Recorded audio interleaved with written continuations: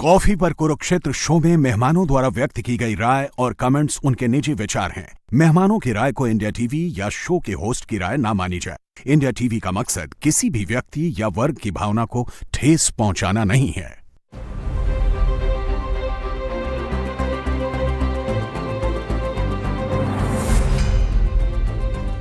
नमस्कार, बहुत बहुत स्वागत आप सभी का आपके प्रोग्राम कॉफी पर कुरुक्षेत्र में। मैं हूं सौरभ शर्मा, आपके साथ बातें खुलकर करते हैं और वो बताते हैं जो कोई और आपको नहीं बताता। प्रदीप सिंह जी आ गए हैं प्रोग्राम में, सर बहुत स्वागत है आपका। आलोक मेहता जी आ गए हैं, सर बहुत स्वागत है आपका भी। और इंडिया टीवी के पॉलिटिकल एडिटर देवेंद्र पराशर हमारे साथ हैं। देवेंद्र आपका बहुत स्वागत है। 60 करोड़ का सवाल है। 60 करोड़ का सवाल क्यों है? क्योंकि आज बीजेपी ने एक प्रेस कॉन्फ्रेंस करके ये आरोप लगाया कि 22 सालों में जब से सांसद बने राहुल गांधी तब से लगभग 54 विदेश यात्राएं कर चुके हैं, मतलब एक साल में 2 से ज्यादा, और उसमें तकरीबन खर्च हुआ है 60 करोड़ रुपया। मैं तो सुना तो मुझे तो 60 करोड़ थोड़ा कम ही लगा। 60 करोड़ क्या होता है सर? अब बात हो रही है, राहुल गांधी की बात हो रही है। राहुल गांधी के विदेश यात्रा, देश का अपोजिशन का सबसे बड़ा नेता। खैर नहीं, ये आरोप लगाया गया कि ये 60 करोड़ रुपया कहां से आया, किसने दिया। फिर उनके एफिडेविट निकाले गए, बीजेपी ने निकाले। ये इतनी कमाई दिखाते हैं, कितनी 11 करोड़ रुपए की कमाई है। 60 करोड़ रुपए का खर्चा केवल विदेश यात्रा पे कर दिया है। बाकी और भी खर्चे होते ही होंगे।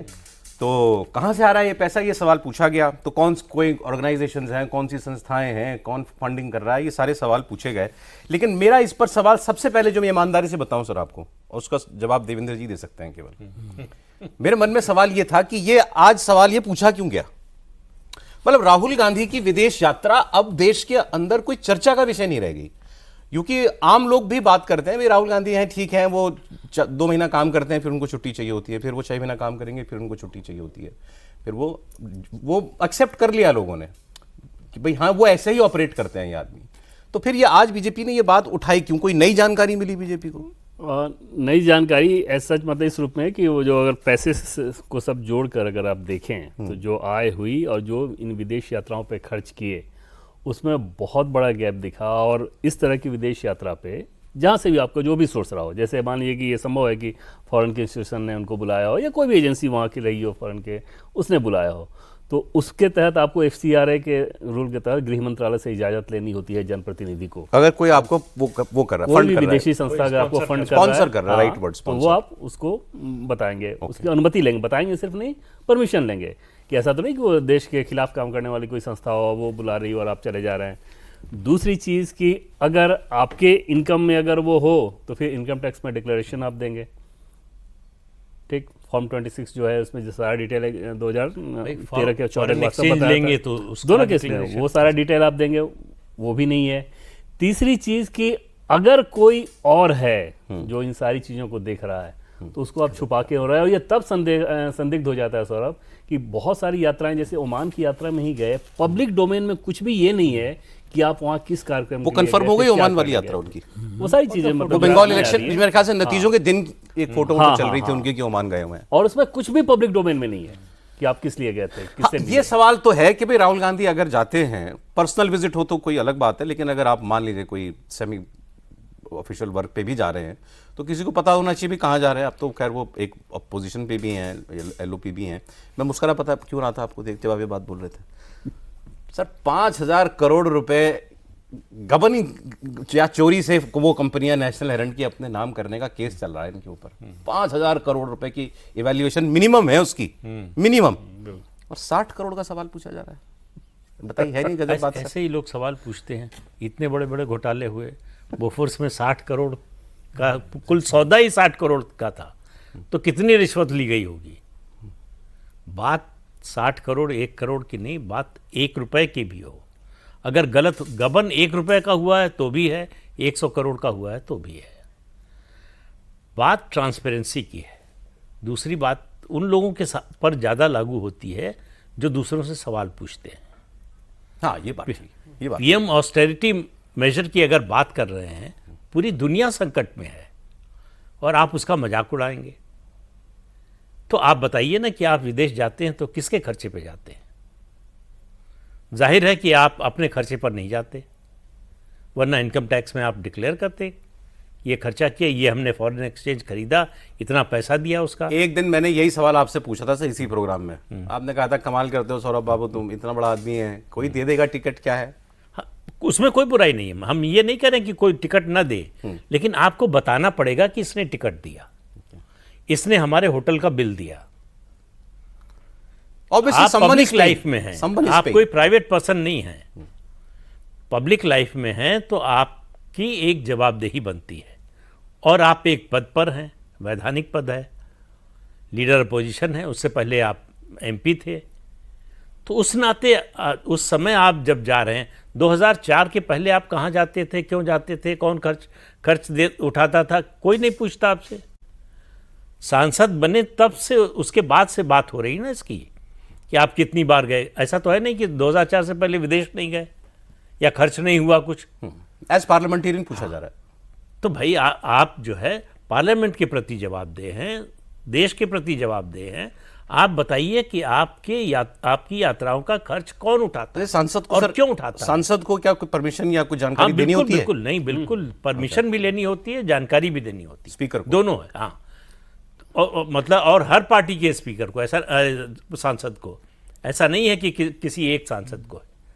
और इनके लिए तो खास था कि भाई 2019 तक एसपीजी प्रोटेक्ट ही थे, उसके बाद भी Z+ सिक्योरिटी आपको मिली। तो एक बात तो ये क्लियर हो गई कि ये नॉर्म तो इनको भी फॉलो करना पड़ता होगा, बताना तो पड़ता होगा। चाहिए, करते नहीं है।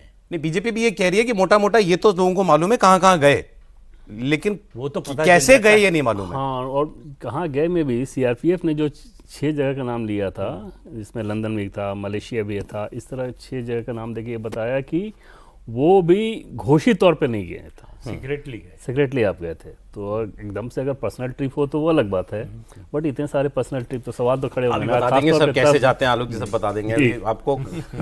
अब इससे थोड़ा आगे भी हम लोग बात करेंगे। ये सवाल राहुल गांधी का पीछा क्यों नहीं छोड़ते, या वो क्यों इस डिस्कशन को वंस एंड फॉर ऑल क्यों नहीं बंद कर देते?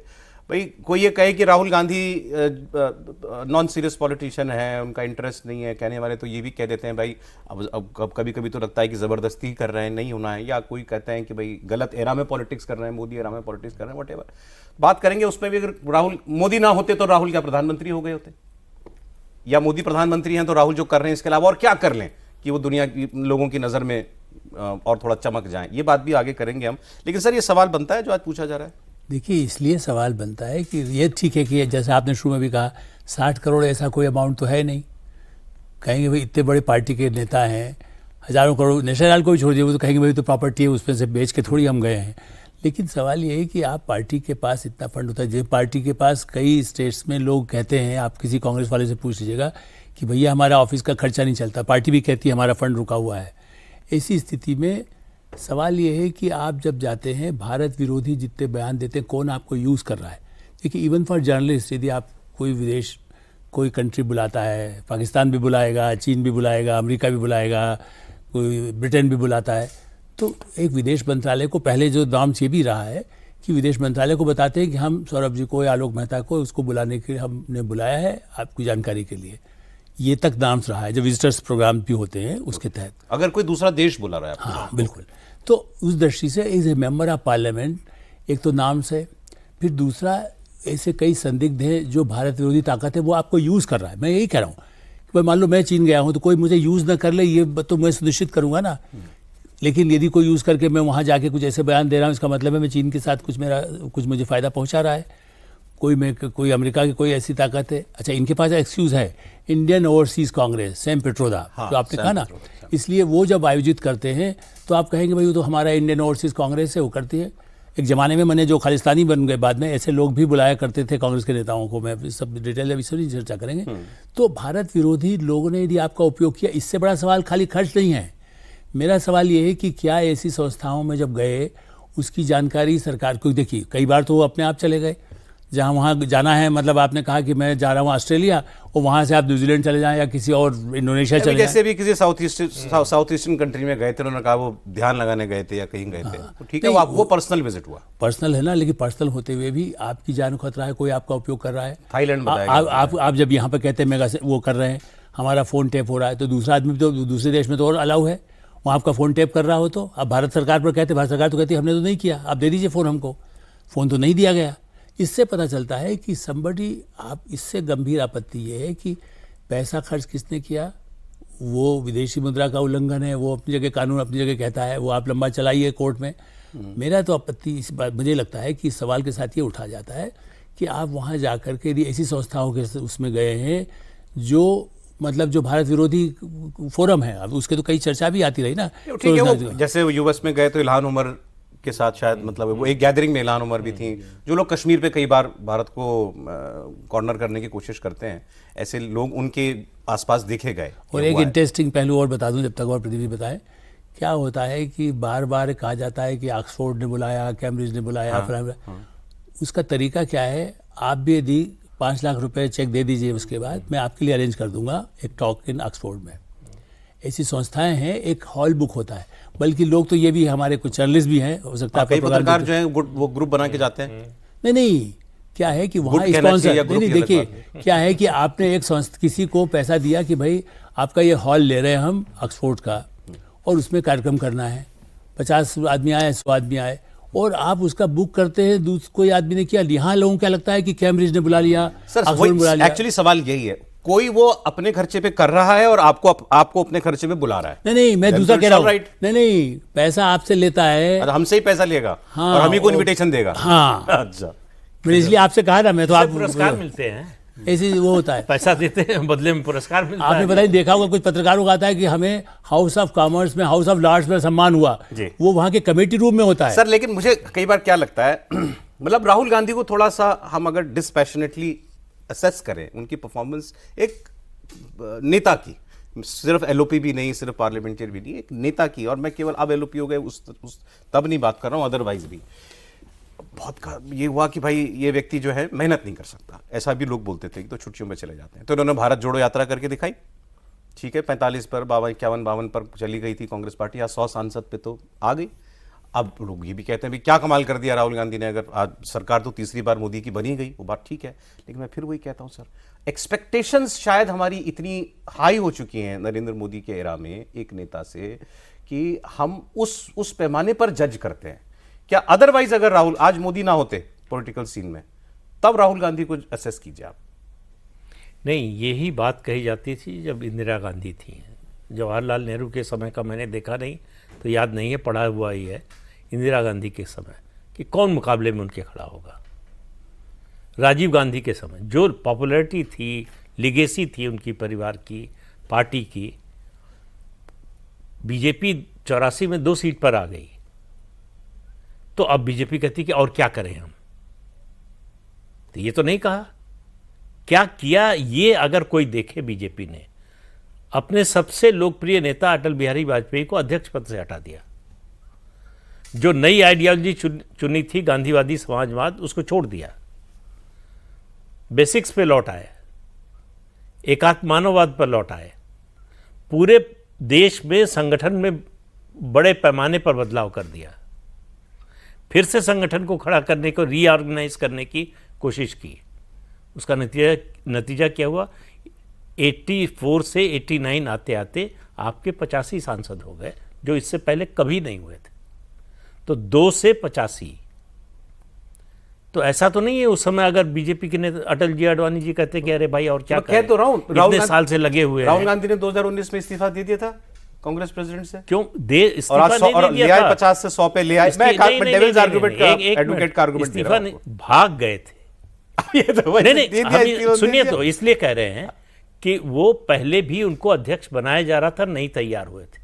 2017 का गुजरात विधानसभा का चुनाव याद कीजिए, उस समय लग रहा था कि कांग्रेस सत्ता में आ सकती है, तो चुनाव के समय दिसंबर में अध्यक्ष बनने को तैयार हुए कि जीत जाएंगे गुजरात तो श्रेय मिलेगा, तो गुजरात भी हार गए, 2019 में लोकसभा भी हार गए, तो उसके बाद तो आपको और कमर कस के जो है जुट जाना चाहिए। आप नहीं मानते कि Rahul Gandhi is a punching bag बन गए हैं? वो उन्होंने बना लिया है, मैं कह रहा हूं। अच्छा। अपनी हरकतों से, अपने काम से, अपने व्यवहार से, अपने आचरण से, जो कुछ जिस तरह से वो करते हैं, जो वो बोलते हैं, कोई तार्किक बात नहीं बोलते। मैं एक उदाहरण देता हूं आपको इसका, अभी बिल्कुल ताजा उदाहरण। केरल में मुख्यमंत्री का आज ऐलान कांग्रेस पार्टी ने कर दिया, 10 दिन लगे, ठीक है, 10 दिन लग गए, औरों को भी लगे, बीजेपी को भी कई बार लगे, कोई बात, तो वो तो खैर अजब, नॉट अ बिग थिंग। अब विधायकों ने चुना केसी वेणुगोपाल को, और एलआई ने बोला और शायद बहन ने बोला कि नहीं सतीशन को बनाओ, क्योंकि वो वहाँ पर काम उनका वो है, और प्रियंका जी वायनाड की सांसद हैं, और वायनाड में आपको एलआई की बहुत ज़रूरत है, इंडियन यूनियन मुस्लिम लीग की, ऐसा ही बताया जा रहा है। तो एलआई का बहुत प्रेशर था। अब वो आदमी दोनों तरफ से मार खा रहा है। वो केसी वेणुगोपाल को चुन रहा था, यही बताया गया कि चुनना चाहते थे, क्योंकि विधायकों ने कहा मेरे पास अगर 70% विधायक वो कह रहे हैं कि इस आदमी को बनाओ, अब उसकी जगह उस आदमी को बनाया जा रहा है जो एलआई कह रहे हैं, तो अब कह रहा है तुम एलआई के ब्लैकमेल में आ गए। सो बोथ वेज वाली बात है ना ये। हाँ, ये इस केस को अगर देखें तो उनके सामने मुसीबत तो थी, और केसी वेणुगोपाल ऐसा नहीं है कि केरल में बहुत ज़्यादा पॉपुलर हैं। कांग्रेस के लोगों से अगर बात कीजिए तो ये समझ में आता है कि क्योंकि बहुत ताकतवर पोजीशन में हैं राहुल गांधी के खासम खास जनरल सेक्रेटरी ऑर्गेनाइजेशन, जिन्होंने वोट नहीं दिया, अपने लोगों से उन्होंने बहुत आसानी के साथ उन लोगों को टिकट दिलवा दिया, ज़्यादातर लोगों को। तो क्योंकि टिकट डिस्ट्रीब्यूशन में सबसे ज़्यादा उन्हीं का चला, तो उस काम को उन्होंने कर लिया। लेकिन ये बात तो शुरू में सौरभ समझ में आ रही थी, आपको ध्यान होगा कि हम लोग जब बात कर रहे थे तो ये समझ में आ रहा था कि एलाइज का प्रेशर, एक तो कांग्रेस उसको निगेट नहीं कर सकती, उसको इग्नोर नहीं कर सकती। दूसरी चीज़ कि राहुल गांधी अगर उनके लिए अगर प्रमुख हैंड हैं केसी वेणुगोपाल, तो उनको मुख्यमंत्री बना के भेज के वो अपना ये हैंड क्यों लूज कर जाएंगे। तब भी ये कहा जा रहा था कि वो चाहते हैं अगर विधायक चाह रहे हैं तो इन्हीं को बना दो। वो पोस्टरिंग ज़्यादा रही होगी, अन्यथा अगर उस तरह की कोई बात होती तो बहुत आसानी तो से फिर कर 10 दिन सकते किस थे। बात में लगे इनको? पोस्टरिंग वो कांग्रेस पार्टी में वो कमांडिंग पोजीशन तो ऐसी है नहीं ना अभी, जब अगर आप खुद आपका अपना रिजल्ट खराब हो रहा हो। और ये बात जो आप कह रहे हैं कि राहुल गांधी वाली चीज़, सौरभ, बीजेपी के लोग कुछ भी उनको पेश कर सकते हैं, सामान्य लोग कुछ भी समझ सकते हैं, क्या कांग्रेस पार्टी के लोग उनको सम्मानित नज़र से देखते हैं? अगर उसका जवाब ढूंढना शुरू किए तो अधिकांश राहुल गांधी के लीडरशिप से खुद ही संतुष्ट नहीं रहते। तो उसमें समथिंग इज रॉन्ग वाली जो बात कही जाती, कहीं तो कोई समस्या है कि अगर आप अपने लोगों में भरोसा नहीं जता पा रहे हैं। नहीं, अब वेणुगोपाल राजनीतिक को समझदारी होती तो उनको मालूम था कि इंडियन यूनियन मुस्लिम लीग वीडी सतीशन के लिए बैटिंग करेगी, दबाव डालेगी, पहले दिन अपनी ओर से फैसला कर देते। आपका जमीन का नेता है, 5 साल आपने लीडर अपोजिशन बनाकर रखा, तो उस समय यह होता कि ये आपका फैसला है। यही फैसला राहुल गांधी का फैसला माना जाता। अब ये कहा जा रहा, 2 बातें कही जा रही, एक कि आप जो चाहते थे वो कर नहीं पाए, दूसरा आप इंडियन यूनियन मुस्लिम लीग के ब्लैकमेल में आ गए, उस दबाव में। खासकर प्रियंका, नहीं कि प्रियंका का तो इलेक्शन ही आईयूएमएल के बिना नहीं हो सकता। बिल्कुल, वहां पोस्टर लग गए थे वायनाड में कि अमेठी बन जाएगा वायनाड अगर जो है केसी वेणुगोपाल को बनाया मुख्यमंत्री। तो ये सब आपने होने क्यों दिया, हम ये कह रहे हैं। आप कह रहे हैं कि पहले ही पढ़ लेते कि आप पढ़ लेते कि यही होना है। और केरल की राजनीति को अगर आप जानते हैं तो आपको मालूम था कि होगा। जब 22 सीटें लेकर आईयूएमएल आ गई तो वो एक तरह से इस सरकार को चलाएगी, ये स्पष्ट हो गया। आज बीजेपी इस बात पे भी पीट रही है कांग्रेस पार्टी को कि आईयूएमएल के अध्यक्ष ने कह दिया कि हमारी तो कई बार कांग्रेस लीडरशिप से डिस्कशंस हुए हैं। वो कह रहे हैं कि भाई मतलब इतनी चलती है मुस्लिम लीग की कांग्रेस में। आप एक बात ये नहीं देख रहे हैं कि क्या बंगाल में नहीं कहा गया या असम में नहीं कहा गया कि हम मुस्लिम हैं, मुस्लिम पार्टी है। इनडायरेक्टली आप मुस्लिम वोट को अपना दिखाने के लिए भी, देखो हम तो नहीं वो चाहते थे इसलिए हमने कर दिया, एडवांटेज लेने के लिए। और दूसरा सीतारमैया का देखें, अशोक गहलोत, सचिन पायलट का देखें। आप ये कह रहे हैं कि मतलब इसमें भी कांग्रेस का फायदा है कि ये दिखे लोगों को कि हमने मुस्लिम के लिए अपना आईयूएमएल के कहने पे राहुल गांधी की इच्छा के बावजूद हमने देखो उसको बनाया। देखिए ये शुरू से मैं तो मानता था कि वो राइट हैंड है, सब कुछ वो क्या बोलना है कई बार वो बताते हैं। मल्लिकार्जुन खड़गे जब बोल रहे हो तो कई बार वो कहते हैं जयराम रमेश अब मुझे ज़्यादा मत बताओ, राज्यसभा का कई जो देखते हैं लाइव देखते हैं पता चल जाता है। तो वेणुगोपाल यहाँ इतना काम कर रहे हैं, बनाना नहीं है लेकिन दिखाना है, ताकि अब ये क्या है जब भी जो हम काम करेंगे वो करेंगे। वेणुगोपाल जी का तो दिल टूटा हुआ था, टीवी पे देखा मैंने सर, दिख रहा था। वो ठीक है, बुरा तो लगा ही होगा। नहीं, इस पूरे ड्रामे से आपने साबित किया कि आपकी पार्टी में नहीं चलती है।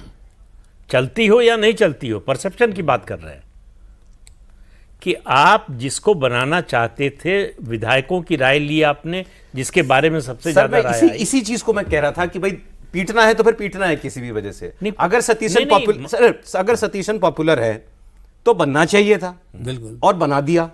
तो ये कहे ना कि ठीक किया। नहीं, बाद में प्रेशर रहेगा ना, प्रेशर रहेगा। आप ये फिर भूल रहे हैं। देखिए जो बार बार सीतारमैया, शिव कुमार उनको बनाया जाए, वेणुगोपाल यहाँ से जो कहेंगे काम नहीं करेंगे, देखो सरकार गिरा देंगे, हमारे साथ एमएलए हैं तुम्हारे। जैसा इन्होंने कहा टिकट आपने अपने लोगों को दिया, उसके आधार पर वो भी है, लिवरेज धंधे के लिए, देखिए मैं पहले भी एक दो बार प्रोग्राम में आपके कह चुका हूँ, बेसिक चीज़ ये धंधे के लिए है। कौन सा ठेका किसका दिया जाएगा, केरल का जो पैसा है जो बाहर से भी बहुत आता है, उस दृष्टि से कैसे उसका फायदा मिले, तो वेणुगोपाल इसको मैनेज करेंगे ना, पार्टी में फंड नहीं है। आप जो कह रहे हैं ना सौरभ, बना दिया और बनाना पड़ा, दोनों में फर्क होता है ना। तो ये केस है बनाना पड़ा। शुरू में अगर बना दिए होते तो वो दिखता है कि हाँ आपने बनाया। अब ये पॉलिटिकल मूव नहीं दिख रहा है, कॉम्प्रोमाइजिंग मूव दिख रहा है कि आपको ऐसी स्थिति आगे बुला के बैठक करा रहे हो। ये कोई डेमोक्रेटिक सेटअप को आप जस्टिफाई करेंगे, बड़ी बहुत डेमोक्रेसी है पार्टी में। अगर आपकी अथॉरिटी चैलेंज के तौर पर पेश कांग्रेस ही ऐसे ही करते हैं ऐसे बातों को कि नहीं, भाई ये- हमारे और यहाँ ये तो पहला उदाहरण नहीं बहुत है। ओपन फोरम होता है बातों आप की। देखिए राजस्थान, आप देखिए छत्तीसगढ़, पूरा, हर आप देखिए मध्य प्रदेश, पंजाब में जो किए थे शुरू में। पंजाब में जो किया, तो इन सब में एक एक पैटर्न आपको नजर आएगा कि आपने जो सेटल्ड लाइन थी उसको डिस्टर्ब करने की कोशिश की और पार्टी को डुबो दिया, और आप जो चाहते थे वो उस तरह से कर नहीं पाए। तो फिर ऐसा आपने सचिन पायलट को वादा किया, आपने ज्योतिरादित्य सिंधिया को से वादा किया, आपने वहाँ जो दूसरे नंबर पे थे छत्तीसगढ़ में, हाँ, वो राजा, हाँ वो राजा जो थे, वो नाम मेरे भी दिमाग से तो एकदम उनको miss बाद कर गया मैं। किसी और कर्नाटक में डीके शिव कुमार, आपने 2.5 साल का फॉर्मूला दिया। आप तो ये सब लोग जानते हैं, नहीं। आप भले कहते रहिए कि ऐसी कोई सर बात फिर नहीं। मुझे एक बात बताइए, एक तरफ तो ये कहा जाता है कि भाई कांग्रेस पार्टी में 1 से लेकर के नंबर 10 तक सिर्फ गांधी परिवार है, ठीक, कि और तो और कुछ है ही नहीं और कोई हो भी नहीं सकता।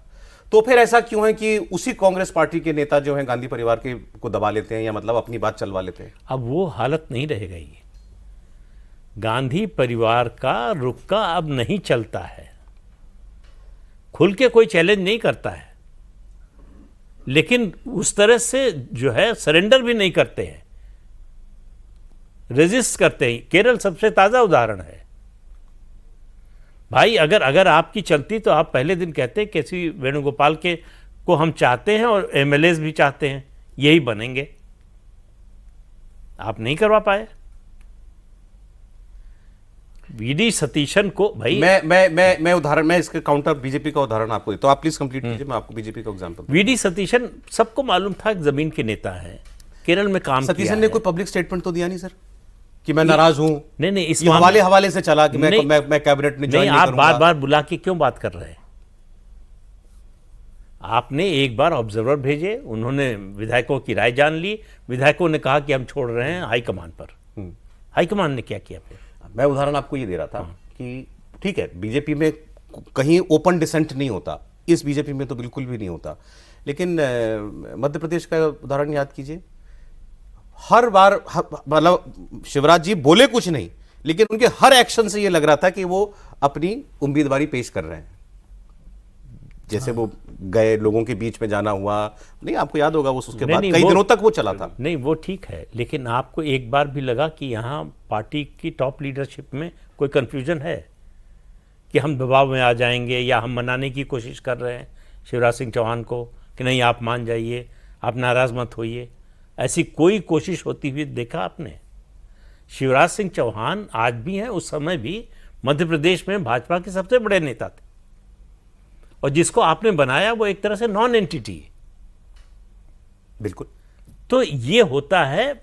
अब आप इसको कह सकते हैं डिक्टेटरशिप कह लीजिए, डेमोक्रेसी नहीं है ये भी कह लीजिए। दूसरा ये है कि लीडरशिप तय करेगी भाई। किसी भी संस्था में जो टॉप मोस्ट आदमी है उसका फैसला चलेगा। हाईकमांड तो सर फिर शब्द बीजेपी के लिए यूज करना चाहिए ना, कांग्रेस सबके के लिए, हर पार्टी के लिए है भाई। और हाईकमान वो है जो वोट दिलाता है। पार्लियामेंट्री डेमोक्रेसी में ताकत उस नेता की है जो वोट दिला सकता है। गांधी परिवार वोट नहीं दिलाता। गांधी परिवार देख वो लीजिए तो मानते हैं, परफॉर्मेंस। खर्चा तो वही कराते हैं ना। खर्चे जिसके पास पैसा होगा वही टिकट दिलवाने में, या जो पैसा इकट्ठा कर सकता है। कुछ तो कैंडिडेट से पैसा आप लिया बार बार जाता घूम के पैसे पे आ जाते हैं सर। है। बगैर पैसे के आप बताइए कोई पार्टी चल सकती है? हैं? हम लोग यदि बगैर बिजली का पैसा नहीं देंगे तो हम लोग भी प्रोग्राम नहीं कर सकते। तो और आप बिल्कुल जड़ पे आ जाते हैं। मेरा यही, मैं कि सोर्स पे जाना चाहिए कि भाई आप देखिए ना, कमलनाथ को तब आप कहते हैं भाई अडानी के आदमी हैं, ये मित्तल उसके आदमी हैं, सुनील मित्तल के आदमी, इसलिए उस समय उनको कॉर्नर रख करके उनसे कहा भाई तुम खर्चा चलाओगे तो हम चुनाव जिताएंगे, तुमको चीफ मिनिस्टर तब बनाएंगे। मैं तो बिल्कुल एग्जैक्ट बता रहा हूँ आपको। इसी तरह यहाँ पर क्या बीजेपी पे आप जो कह रहे हैं ना, बीजेपी पे 4-5 नेता ऐसे खड़े किए गए, मध्य प्रदेश हो, यूपी हो, सब जगह कई नेता तैयार होते हैं, उसके बाद आप उसको लीडरशिप देते हैं। ऐसा नहीं है कि खाली एक को चुना और शिवराज को हटा के दूसरे। उनके पास कैलाश विजयवर्गीय भी थे, नरेंद्र सिंह भी थे, और सब कद्दावर नेता हो। फिर उसके बाद हाईकमांड की राय, लोगों को बना करके किसको आगे एक नई जनरेशन को आना है। कांग्रेस में सिस्टमेटिकली नहीं ना, इसलिए मेरा ये कहना, आप नहीं कह, देखिए ये तो सब जानते हैं, आप गांधी परिवार के बिना पार्टी तिवारी कांग्रेस बनी थी, नहीं जीत सके ना। सिंधिया ने अपनी पार्टी बनाई थी, नहीं जीत सके ना। कोई भी आदमी पार्टी को बनाने के लिए, अब इसीलिए मैं कह रहा हूँ ये 60 करोड़ कुछ भी नहीं है। कितना विदेश में पैसा आज भी जमा होगा?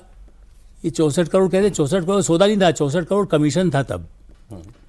बोफोर्स पे भी 64 करोड़ कमीशन का था। नहीं पूरा जो नहीं सौदा था आप वो देख 64 लीजिएगा, करोड़ उसका था। बागा 64 करोड़ है, आप अभी डाल के देखिए। 64 करोड़ कमीशन का पैसा था, जो किसको कहाँ गया उस पर झगड़ा रहा ना सारा। इस दृष्टि से मेरा ये कहना है कि जो पैसा कोई अरेंज कर सकता है, कुछ अपना करें, कुछ लोगों से इकट्ठा करके करें, एक तो नंबर 1। दूसरा यह है कि लीडरशिप में दोनों लड़ते रहे। वो आज से नहीं है, वैसे ही इंदिरा गांधी के ज़माने से भी था कि भाई बहुगुणा है तो कमलापति त्रिपाठी के खिलाफ करेंगे, वो है तो उसके खिलाफ करेंगे। उस ट्रेडिशन को, ये लीडरशिप वैसा नहीं है ना कि उतने कद्दावर नेता हो, बहुगुणा और केसी पंत। यार अभी तो हम तो स्टेट लीडरशिप पे आ गए, अभी तो हम टॉप मोस्ट लीडरशिप की बात कर रहे हैं। इस पूरे केरला वाले एपिसोड में प्रियंका गांधी कैसे दिखाई दी? और निश्चित तौर पर बाद में वो स्टेक होल्डर active- थी? बाद में निश्चित तौर पे बाद में एक्टिव रही, और ऐसा लगा कि शायद क्योंकि जब सोल्यूशन नज़र आ रहा होगा कि नहीं निकल पा रहा है और ये चीज़ें ख़राब हो रही हैं, तो अल्टीमेटली उनको तो अपनी पॉलिटिक्स वहीं पर करनी है, तो उस लिहाज से तो ध्यान देंगे ही देंगे। अन्यथा ये जो चीज़ सौरभ है ना कि आपको सुनना है, स्टेट का सुनना है या सेंटर का डिसीजन लेना है, इतना लंबा वक्त नहीं लगना चाहिए भाई। सुनना आपको जो भी करना है, और वो 2 वजह से होता है। एक तो ये कि आप उस रूप में मैंडेट नहीं दिला पा रहे हैं। जैसे आज की दौर की बीजेपी, अगर नरेंद्र मोदी और अमित शाह के सब कुछ उनके इर्द गिर्द घूमता है, तो इसलिए कि वो रिजल्ट दे रहे हैं। कल को अगर वो रिजल्ट उस रूप में नहीं देंगे तो वो चीज़ें वैसी नहीं रह सकती। दूसरा, आपका संगठन इतना ज़्यादा मजबूत होना चाहिए। जैसे एक उदाहरण के तौर पे आप देखें कि हेमंत विश्व शर्मा, जितने टिकट दिए गए थे सौरभ, वहाँ पे 2 छोड़ के, 89 बीजेपी कैंडिडेट थे, 2 छोड़ के बाकी सारे उनके चॉइस के हिसाब से थे। अब ऐसे में अगर उनको अपने हाथ में दे दिया जाता है कि आप मंत्रिमंडल बना लें, तो उनके लिए 5 मिनट का काम था। पेज पे सिर्फ नाम लिखने में जितना टाइम लगता वही हुआ नहीं। क्यों नहीं हुआ? कि संगठन ने ये कहा कि आप हर कैटेगरी के हिसाब से, जैसे एससी कैटेगरी में या ज्योग्राफिकल एरिया के हिसाब से आपको नाम भेजना है, और नाम वो सिंगल नहीं होना चाहिए। तो मंत्रियों के पैनल की वेटिंग यहाँ दिल्ली में हो रही है? दिल्ली हो गया। अच्छा, अब ये एक सिस्टम है, तो उस सिस्टम को आपको फॉलो करना, चाहे आप कितना भी पॉपुलर हो, आपके चेहरे पे सफलता हासिल लगी हो, वहाँ पे सिर्फ असम के पूरे नॉर्थ ईस्ट के आप सुपर लीडर के तौर पे जाने जाते हो, लेकिन अगर आपको मंत्रिमंडल बनाना है तो वो नाम की सूची यहाँ पे आएगी, फिर वो लेके आएंगे, फिर एक लॉजिक देंगे, समझाएंगे, और वो सिंगल नाम नहीं होगा किसी भी कैटेगरी में। तो बीजेपी का अपना वो ढांचा चल रहा होता है, और चल इस लिहाज से रहता है कि टॉप लीडरशिप वैसी है और संगठन बहुत मजबूत है। कांग्रेस में वो मिसिंग है। उस लिहाज से प्रियंका गांधी लास्ट में उनकी एंट्री हुई। और जैसा कि सर बता रहे थे कि हर स्टेट का आप उदाहरण उठा के देखें, छत्तीसगढ़ वाला जो कह रहे थे भूपेश बघेल और टी सिंह देव वाला, TS तो सिंह उस कंडीशन में आप हर जगह ही स्थिति को जटिल कर देते हैं। अच्छा, हाँ, वैसे मतलब ये है कि अगर आप किसी प्रॉब्लम में जाते हुए दिख रहे हैं तो या तो पहले भैया पहले कदम संभालो, या फंस गए हो तो निकलने का रास्ता कोई खोजो। अब जैसे हमने केरल की बात की, तमिलनाडु में भी कुछ अजीब सी बातें हो रही हैं। कांग्रेस पार्टी ने सबसे पहले जाकर के समर्थन दिया गठबंधन तोड़ करके, तो विजय की सरकार बनाने में सबसे बड़ा रोल इनका है, बाद में जितने भी आ गए हों, लेकिन कांग्रेस का प्राइमरी रोल है। अब वहां जिस किस्म के बयान आ रहे हैं, एक आपके ऊपर पहले ही मुस्लिम तुष्टीकरण का दाग लगा हुआ है, मतलब आरोप लगा हुआ है। वहां आप गए, डीएमके में थे तो उदयनिधि सनातन के खिलाफ जो बोलते थे, यहां आ गए हैं, एक तो वो अभी भी बोल रहे हैं, और यहाँ आ गए हैं तो अब यहाँ अलग किस्म की बातें शुरू हो गई हैं। अभी भी शायद कांग्रेस के एक एमएलए ने कुछ कमेंट किया था, सनातन के खिलाफ कमेंट किया था। नहीं, टीवी के एमएलए ने किया। नहीं सर, वो एक वो कांग्रेस पार्टी का एक नेता था। अच्छा, उसने कुछ बोला था, या टीवी के ने भी बोला हो, तो मैं तो कह रहा हूँ अब तो फर्क ही नहीं रह गया ना, अब तो आप एक ही कैंप में हो। नहीं, आप तो ये कह के गए थे कि एनडीए से कोई नहीं आएगा, इस शर्त पर हम आ रहे हैं, इस शर्त पर समर्थन दे रहे हैं। तो भाई 25 विधायकों ने एआईडीएमके के समर्थन दिया। वो भी आ गए। तो आपके मुंह से तो कोई बयान निकला नहीं कि ये क्यों किया आपने? या वहाँ के शायद बोला ना उन्होंने, विजय ने भी बोला ना कि भाई लोग अगर कह रहे हैं कि माइनॉरिटी के लिए गवर्नमेंट है, हाँ, तो मैं आई एम हैप्पी कि और मैं माइनॉरिटी का ध्यान रखिए सरकार चलाऊंगा। तो कोई और बोले तो समझ में आ रहा है, लेकिन एक माइनॉरिटी व्यक्ति, क्रिश्चियन व्यक्ति इस बात को ये कहें तो सीधे सीधे तो दिख रहा है। यहाँ कि प्रॉब्लम आप ये नहीं है कि विजय की पॉलिटिक्स को सूट करता है, विजय को प्रॉब्लम नहीं है बोलने में, वो अलग इशू है। विजय इस बात की परवाह नहीं कर रहे कि मेरे एलआई की पॉलिटिक्स का इससे नुकसान हो रहा है, इससे कांग्रेस असहज होगी, इसकी परवाह वो नहीं कर रहा। ये परवाह डीएमके नहीं कभी की। अब कांग्रेस की परवाह क्यों होगी? अगर 25 विधायक अन्ना द्रमुक के आ रहे हैं तो फिर कांग्रेस की परवाह करने की जरूरत क्या है? भाई कांग्रेस की जितनी हैसियत है, इलेक्टोरल हैसियत की बात कर रहे हैं, उससे ज्यादा वो डिमांड कर रहे हैं कि ये शर्त है हमारी, ये शर्त है हमारी, ये शर्त है हमारी। तो विजय आखिर क्यों मानेंगे? या कोई भी नेता। विजय ने एक ही आदमी को स्टेज पे बैठाया था सर, राहुल गांधी को। वो सब ठीक है, देखिए फोटो ऑप एक अलग चीज है, लेकिन विजय को मालूम है कि तमिलनाडु की राजनीति में किसी नेशनल पार्टी को लाने की कोशिश करेंगे तो उसका नुकसान होगा, जो दोनों द्रमुक पार्टियों ने कभी नहीं होने दिया। सरकार भी जगह नहीं दी कभी, सरकार में जगह नहीं दी, अलायंस किया, चुनाव लड़ा साथ, दिल्ली में उनके साथ सरकार में शामिल हुए। ये गजब है। अपने यहाँ नहीं दिया। तो अच्छा विचित्र सी सरकार बनी है ये जो दो एमएलए वाली पार्टियां हैं, ये कह रहे हैं हम तो डीएमके के अलायंस में हैं, अब भी वही हैं। अच्छा अलायंस वही है हमारा? अलायंस वही है, हमने अलायंस नहीं छोड़ा है, लेकिन आपका समर्थन कर रहे हैं। वो चल रहा है ना कि शायद स्टालिन ने कहा है कि 6 महीने देखो, ये सब 6 महीने का वो लेकर के गए हैं। स्टालिन अपनी कॉन्स्टिट्यूंसी में गए, सबका धन्यवाद किया, रोड शो किया कि आपने 2 बार जिताया है, इस बार हरा दिया, कोई बात नहीं, हम 6 महीने तक इस सरकार के खिलाफ कुछ नहीं बोलेंगे। अच्छा, तो इसका मतलब वो एक हनीमून पीरियड जो हर सरकार का होता है।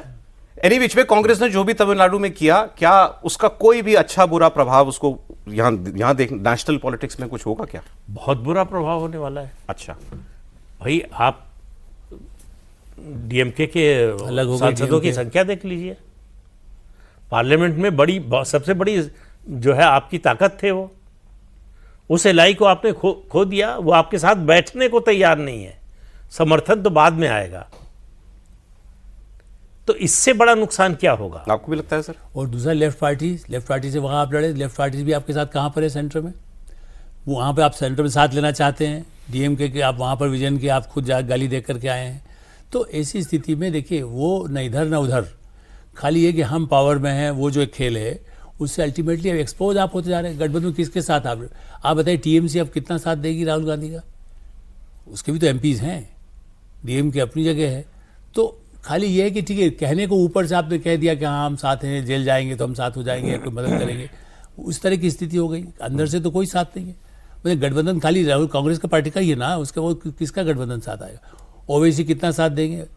मुस्लिम और क्रिश्चियन दो को जो फोकस है, जैसे आपने कहा ना केरल में, यहाँ पर भी जोसेफ जो है उसका सबसे पहले समर्थन दिया ताकि क्रिश्चियन मिशनरी को पता चले। आप ही बता रहे थे ना अभी, क्या स्पीकर ने भी बाइबल से कुछ कोट करते हुए प्रोसीडिंग्स शुरू की वहाँ पर जो है तमिलनाडु विधानसभा में। और उसी तरह से केरल में भी क्या होगा, वहाँ सनी जोसेफ को बनाया था अध्यक्ष 1 साल पहले, तो वहाँ भी ये करुणाकरण के बाद पहली बार नायर बना है, वरना AK एंटनी को उन्होंने आगे बढ़ा दिया था। तो बैलेंस ये करने में एक वो ताकत भी, जिसको हम पहले भी शुरू से बात कर रहे हैं कि ऐसी ताकत है कि हम अल्पसंख्यक के नाम पर क्रिश्चियन और मुस्लिम हमारा है, ये दिखाने की कोशिश कांग्रेस पार्टी के जो भी लोग अपना तय करते हैं, और राहुल गांधी उसमें सबसे आगे हैं, क्योंकि सबसे बड़ा प्रेफरेंस उनको होता है क्रिश्चियंस के लिए, फिर होता है मुस्लिम्स के लिए। बाकी तो चूंकि अभी तक उन्होंने बताया नहीं जात, हम लोगों से जाति पूछते रहते हैं आप कौन जाति के हैं, अब लेकिन राहुल गांधी अपनी जाति असली तो बताते ही नहीं, मुझे मालूम नहीं। प्रेफर करते हैं मतलब वो तो भाई अभी होते प्रेफरेंस ये है ना, वो चाहते हैं कि इनकी बात पहले क्रिश्चियंस की बात करो, फिर मुसलमानों की बात करो। आप अंदर से उस तरह का रहता है ना, मैसेज जाता है, उससे विदेशी फंडिंग में भी तो आसानी होती है। फिर मैं फंडिंग पर आ रहा हूँ। आफ्टर ऑल गल्फ ओमान अभी गए हैं, तो ओमान में आप बताइए ना, आप यही कह रहे हैं कि वही वहां तब मैंने तो डिस्क्लेमर लगा रखा है। आप बताइए ना, हिसाब किताब मुझे बता दे तो और अच्छा है भाई। हम तो ये कह रहे हैं, हिसाब बताइए ना।